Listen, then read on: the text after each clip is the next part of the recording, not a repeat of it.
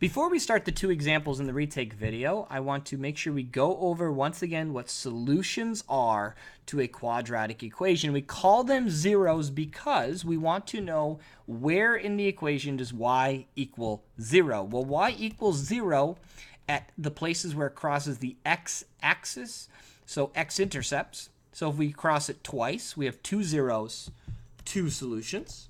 If we cross it, if we touch it or cross it once, we have 1 0, 1 solution, or finally, we could have 0 zeros or no solutions. So when we are looking at solving our problem, what we really want to know is where do we cross the x-axis?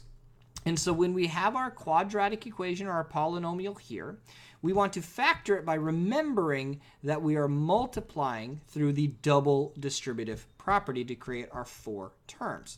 But when we do our parentheses, because 1 times 3 is always going to create this first term, which is 1x squared. The only way to create 1 is 1 times 1. So our first term for each parentheses in this video is always going to be 1x.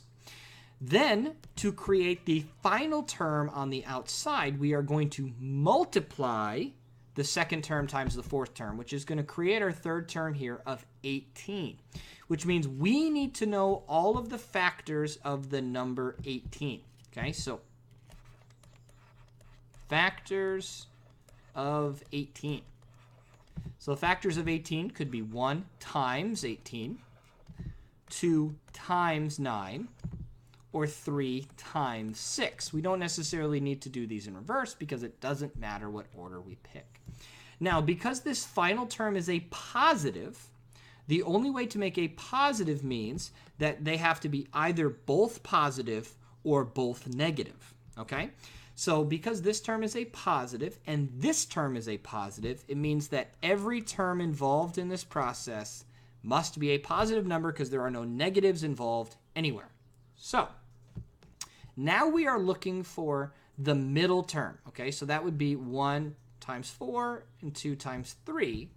But when we are creating the 9x, we want to know how can we add to equal 9. And I know if I did 1 plus 18, I get 19. So that's out. 2 plus 9 is 11. So that's out. But 3 plus 6 is equal to 9. So that has to be how we create the middle term of 9. Now, it shouldn't matter if I put the 3 or the 6 there because we're adding both. So it shouldn't matter. But we always want to double check by doing the double distributive property or foiling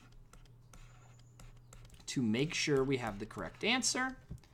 And I know that we end up getting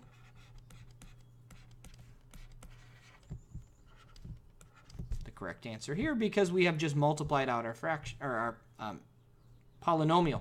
And because I got the right answer here, this has to be correct. There is no other way to factor this and get the right answer. So what that means from here is that we can solve using the zero product property, which means one of these terms has to be equal to 0 because our final answer has to be equal to 0.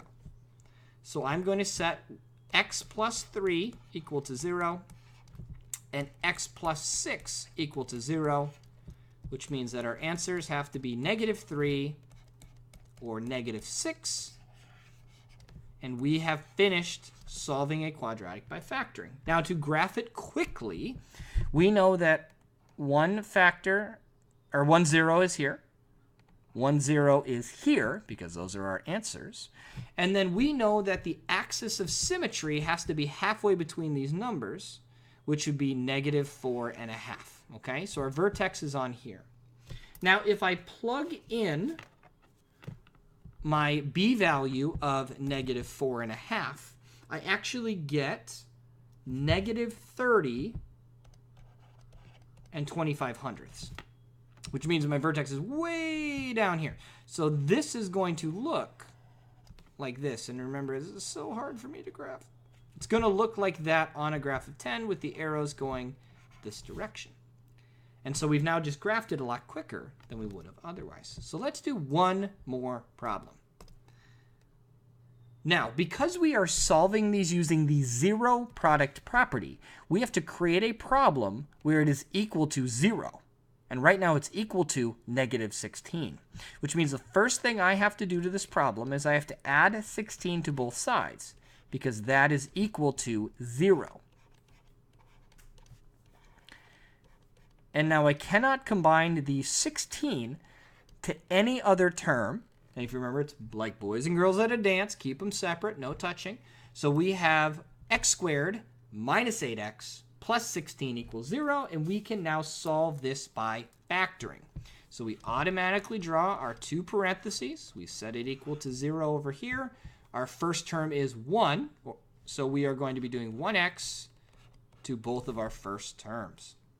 Now we look at our c value here. And we are going to do the factors of 16, which are 1 times 16, 2 times 8, and then 4 times 4.